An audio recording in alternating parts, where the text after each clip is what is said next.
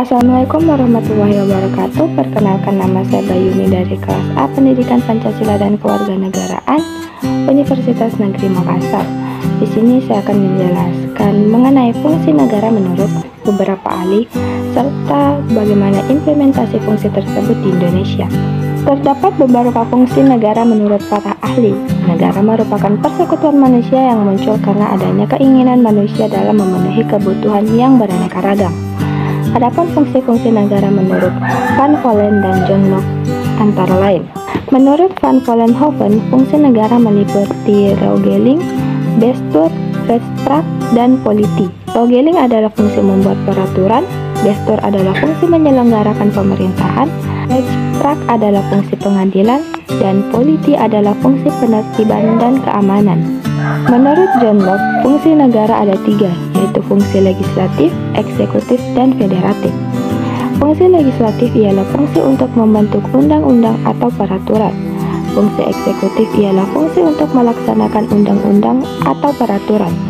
Fungsi federatif ialah fungsi untuk hubungan luar negeri.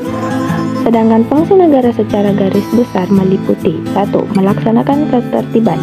Maknanya negara mengatur ketertiban masyarakat supaya tercipta kondisi yang stabil, juga mencegah bentrokan-bentrokan yang terjadi dalam masyarakat. Dengan tercipta ketertiban, segala kegiatan yang akan dilakukan oleh warga negara dapat dilaksanakan. 2. Mengusahakan kesejahteraan dan kemakmuran rakyatnya. Maknanya negara berupaya agar masyarakat dapat hidup dan sejahtera, terutama di bidang ekonomi dan sosial masyarakat. Yang ketiga adalah fungsi pertahanan dan keamanan. Negara harus dapat melindungi rakyat, wilayah, serta pemerintahan dari ancaman, tantangan, hambatan, dan gangguan, baik yang berasal dari dalam maupun dari luar. Contohnya penjagaan perbatasan demi kedaulatan NKRI oleh TNI.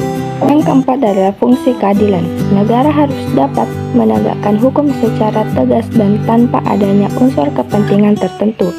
Setiap warga negara harus dipandang sama di depan hukum. Contohnya penegakan hukum melalui lembaga peradilan. Fungsi Negara Kesatuan Republik Indonesia pada dasarnya diselenggarakan dalam rangka melaksanakan tugas pemerintahan negara.